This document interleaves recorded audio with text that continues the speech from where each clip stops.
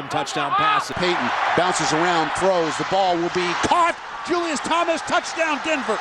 All right, hello and welcome. Thank you for joining me once again for another segment of Beyond the Sport. In this episode, as you can see, I'm going to be creating my first official NFL mock draft. I've been contemplating certain players going where, and I've looked at some of the different resources, whether it's websites or apps, on what is the best to make one of these.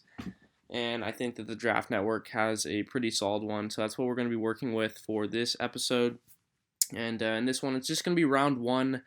There's already so many unpredictable factors to go into round one as it is, so I don't believe there's any reason to go all 7 rounds, as this is already going to be as chaotic as it usually is. All it takes is one strange pick or one trade up from a team, and it completely shakes things up. So I don't feel like it's really necessary to go into that. Plus, it would take very long to make a video like that, and I just don't think anyone would be really interested in watching that. So I'm going to stick to the first round, since these are household name prospects as it is, and once you get to the back end, it gets a little bit foggy, so we're going to stick to these guys. But we're going to kick it off. But before we do that, I'm just going to explain that the purpose of this, as for my reasoning and my logic behind the picks that I make for these respective teams, is going to be 50-50. It's going to be split up between what I believe the franchises are going to do based on whether it's draft history or just team needs, and based on also what I would personally do if I was in their shoes. So I'm going to kind of combine the two. It's not going to be really strong one way or the other, or at least I'll try not to do that. I want to make it as balanced as possible, because I think that'll blend the two in very well and get the best result out of this. So without further ado, the Cincinnati Bengals are on the clock, and they are going to select Joe Burrow, quarterback out of LSU. I don't think there's too much discussion for this one. Joe Burrow had arguably the best season we've ever seen from a quarterback in college football history. The numbers he put up was absolutely insane. He's the reason why that team went on to win a national championship game.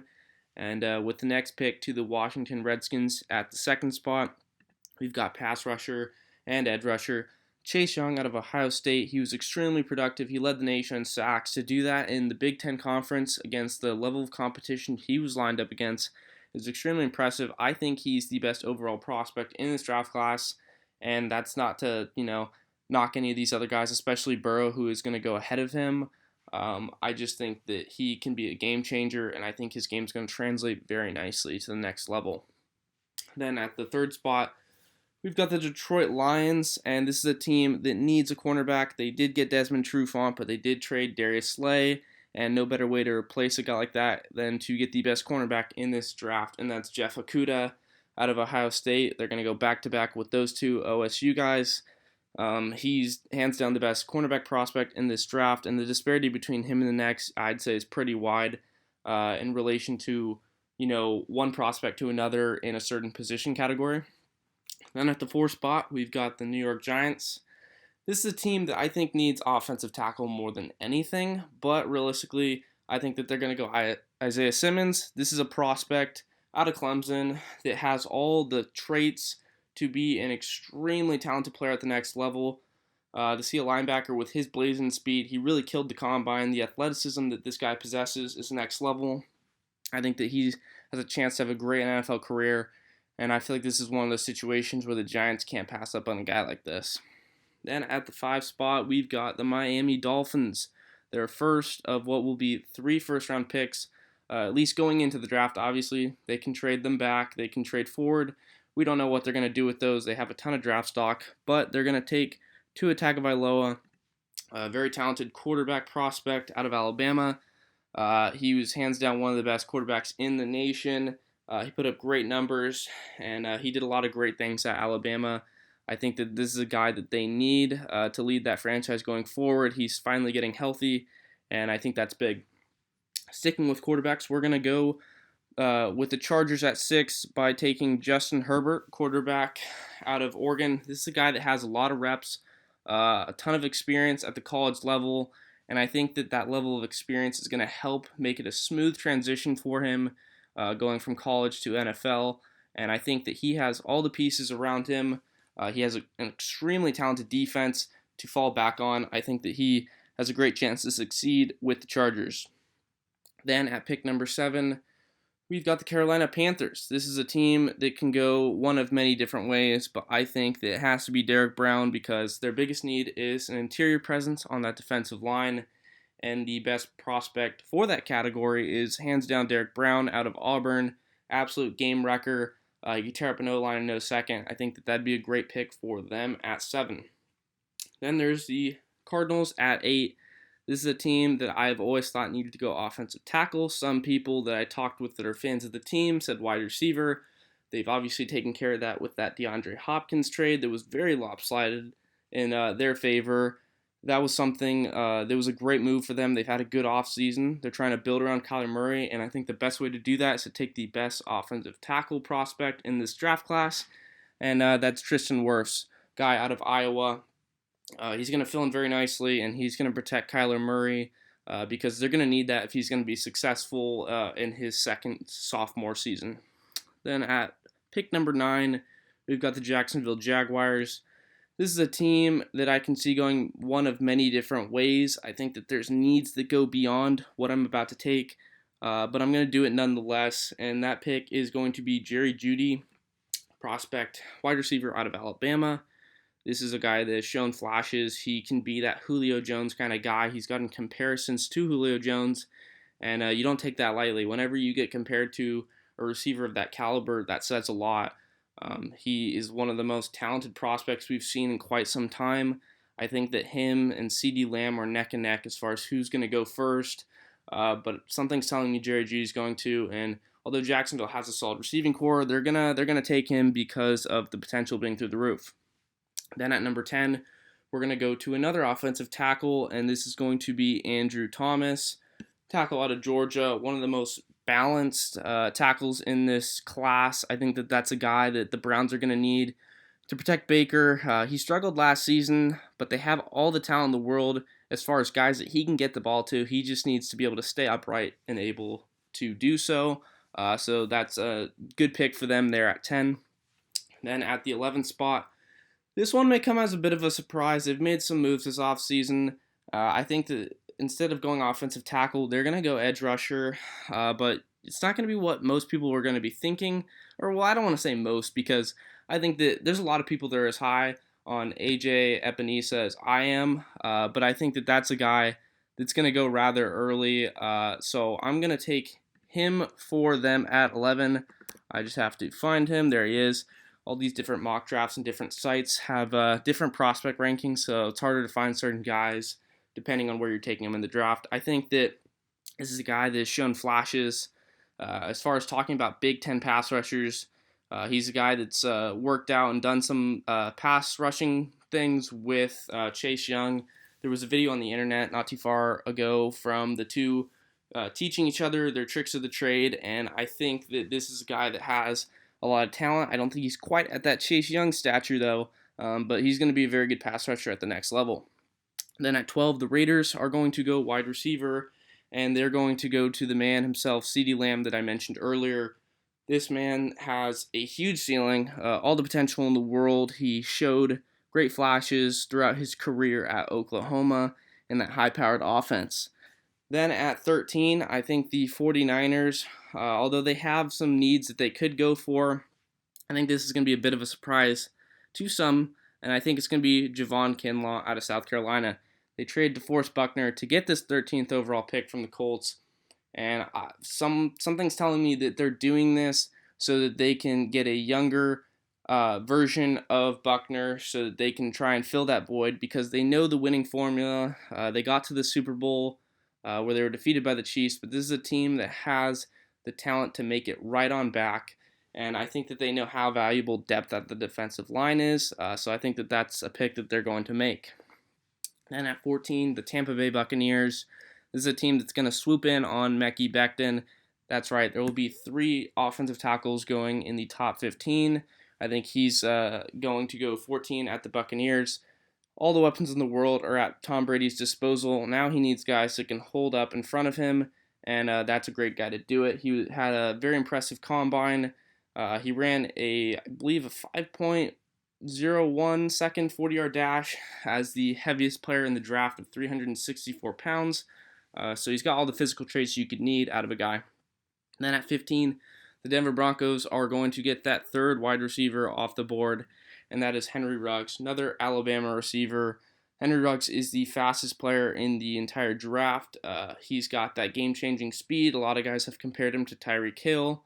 And based on speed, he has him by a little bit.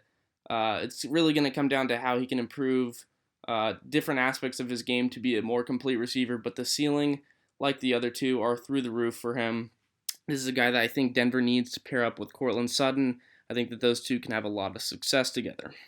Then at number 16, cornerback is a position of need for the Falcons. They got to try and shore up that secondary, and there's no better way to do it than take C.J. Henderson, who's the next best cornerback option after only Okudah. That's a guy that's going to immediately have a big impact for the Falcons. Then at 17, with the Cowboys on the clock, this is a pick that I think goes with Grant Delpit. They did lose a guy like Jeff Heath, which obviously he was more of a rotational guy. He wasn't a full-on starter who's there every single snap, but they still lost a guy, and no better way to replace it than a guy as talented as Grant Delpit. Although Delpit is definitely a much better prospect than Heath was going into the league, because I don't want to make a weird comparison between the two, but they do play very similar. Great run stoppers, very hard-hitting safeties, so there is a similarity between those two that I see, so I think they're going to go with him. Then at 18, the second of the three picks for the Dolphins in the draft, they are going to address a need by getting that offensive tackle, and that is going to be Jedrick Wills out of Alabama, another prospect to come out of there. He's a guy that was the number one rated pass blocker. They're going to need a guy that can protect Tua, the quarterback for the future for that team, and that's a really good way of doing it. I think that he's a very highly regarded prospect for good reason, so I think that that's a smart pick for them. Then at 19, you have the Oakland Raiders, and after just addressing their biggest need at wide receiver, I think it's obvious that they go cornerback, and they take the next best one on my board, and that's Christian Fulton, a guy out of LSU. You're going to see a lot of prospects out of LSU and just the SEC in general like you typically do, because he's one of those guys that can play at an extremely high level. They've been in need of a corner. They've locked up that linebacking core through free agency with Littleton, Kwiatkowski, and now they got to improve that secondary. No better way to do it. Then at 20, got the Jacksonville Jaguars, and this is a team that's going to try and take a guy that can improve that defense, something that they possessed back in 2017. They had the best defense in the league. They really came out of nowhere. But since then, they've essentially gotten rid of just about everyone. Not much talent left on that defense. So I think they take Clavon Chason, outside linebacker from LSU. This is a guy that is going to be a great edge rusher to build around. And I think that he's a guy that, based on the talent and the position in the draft, you have to take him. Then at pick number 21, the Philadelphia Eagles are going to go wide receiver. They need to be able to have some weapons for Carson Wentz to throw the ball to, and there's no better way to do it than sticking with an LSU guy and getting Justin Jefferson. He played extremely well throughout the season and seemed to get better as the year progressed. This is a guy that's not too far off from those top three prospects in Judy, Ruggs, and Lamb. I think that he's going to go at 21. Then number 22, the Minnesota Vikings. This is a team that was able to acquire another first-round pick by trading Diggs, and I think that they're going to stick with the last name of Diggs, and they're going to take Trevon Diggs, cornerback out of Alabama. I think that this is a prospect that I'm rather high on. I'll have to see if I can find him. I might have passed him up. You never know with these different sites. It's best I just look him up. But this is a guy that I think deserves to go pretty early in this draft. He was consistent back at Alabama. I think that they need a cornerback to replace some of the missing pieces in their secondary. We saw Xavier Rhodes depart in free agency after struggling very heavily throughout the year. I think that that's a great way to replace that. Then at pick number 23, we have the New England Patriots. This is a team that can go many different ways. But I think that ultimately they're going to go outside linebacker Kenneth Murray out of Oklahoma. This is a prospect that definitely flashed. He was all over the field, no matter where the ball was. He was there to tackle whoever had the ball. He was a guy that was great there. He was a part of a much improved defense at Oklahoma. Obviously, with the Big 12, it's all about the high-powered offenses, but I do think that he was a big reason why they played at a higher level on that side of the ball. Then at pick number 24, you have the New Orleans Saints, and I think they're going to take safety Xavier McKinney. They signed Jenkins, but they're going to have to get a young guy that can replace him, and I think that Xavier McKinney is the jack of all trades in this draft, another guy out of Alabama in the SEC. This is one that can excel, great coverage skills. I could even see him potentially moving and playing corner if necessary, depending on, if somebody gets injured at the cornerback position, because he's just that talented. I think he's one of the best overall prospects in this class. Then at pick number 25, we've got the Minnesota Vikings making their second pick of the first round, and I think that they got to replace Stephon Diggs, and a great way to do that would be to get the big and physical 6'3" receiver Denzel Mims out of Baylor.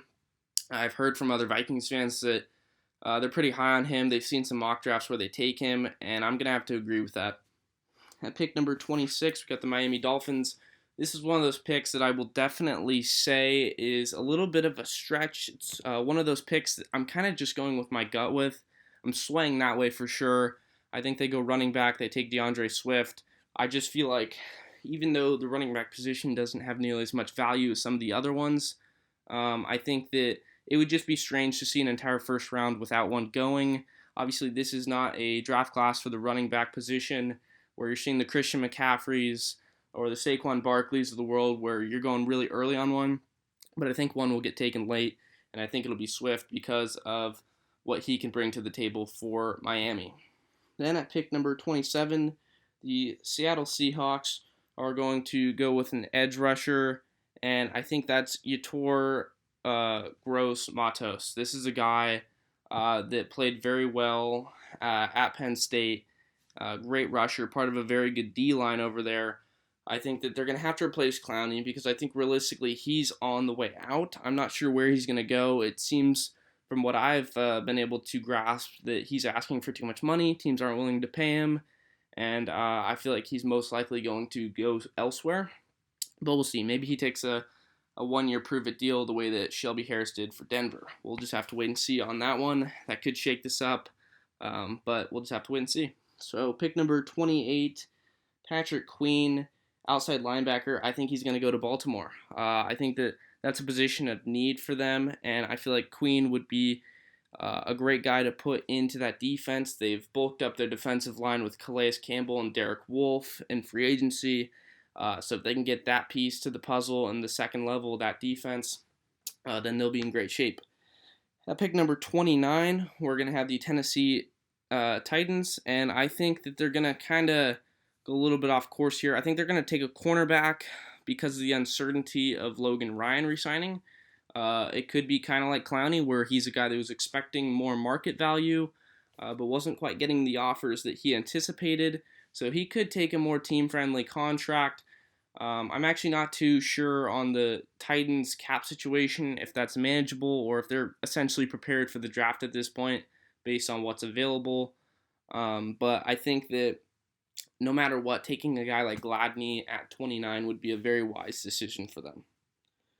Then at number 30, the Green Bay Packers. I think that they're going to go interior defensive line. They've had some good edge rushers from last season. They were able to get to the quarterback there, but they need a presence on the interior. And I think Neville Gallimore out of Oklahoma is a perfect way of doing that. As far as interior defensive line prospects, not too many to jump off the boards for, but this is a guy that was very productive. He gets to the quarterback. He puts pressure up in their face, and I think that they could really utilize a guy like that. Then at pick number 31 for the San Francisco 49ers. They didn't address that at 13, but I think they will at 31, and that's a wide receiver. I have them taking KJ Hamler out of Penn State. I'm just going to go ahead and look him up. I'm not sure where they have him ranked. Yeah, they have him at 48. I think that that's a guy that showed great flashes, great route runner, very quick. He was highly productive at Penn State. So I think that that's a good pick for the Niners, who need to replace Emmanuel Sanders, who signed with the Saints. Then, to wrap it off with the Kansas City Chiefs, we're going to go with center Cesar Ruiz out of Michigan. This is the best center prospect in the draft. This is a guy that is a little bit of an interesting pick. I'm definitely not afraid to admit that, because I do think that the Chiefs have other needs on the defense that they can try and improve upon, whether it's linebacking core or their secondary. But I have a feeling they're going to try and solidify that offensive line up front, because they had some injuries throughout the regular season, and they had to rely on some guys. And I think having depth to protect your franchise player in Mahomes is always the best option possible. But that's going to wrap it up. As you can see, we'll kind of scroll through these from pick 1 to 32, see what all these teams are doing. And I'm sure if you're watching this, you're a fan of one of these teams. So let me know if you agree with the picks that I've made for your team. I'm sure, like all mock drafts, there's some picks on here that you might not be too fond of, you might disagree with, you might think, oh, I'm completely wrong in every single way possible based on what you believe your team's going to do. But this is what I've come up with, and I totally get it, though, because I see some mock drafts where I really shake my head and I really question how knowledgeable certain people are on my team and what they really need to do as far as needs that they need to address. But yeah, let me know in the comments. Be free to dropping some knowledge on me, whatever you want to say about your team, what you think you're going to do.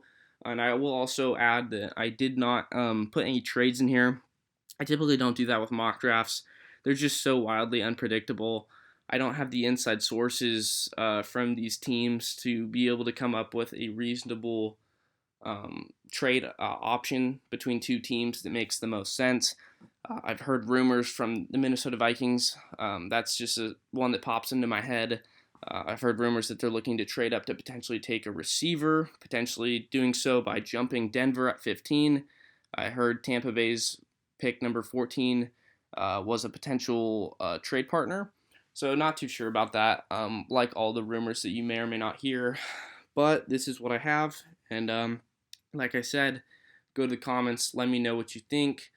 Yeah, I'm really excited for the draft. I'm sure all of you watching are as well. It's going to be really unique with the circumstances this year, but I'm sure you guys can agree that as sports fans, we're just happy that something's happening in sports. Just being able to have a draft, something to get excited for before the season, is nice. So thanks for tuning in, and make sure to always come to Beyond the Sport here on YouTube, and follow the Instagram page for more up-to-date stuff, a little bit of behind the scenes here and there. But thanks for joining me, and have a good one.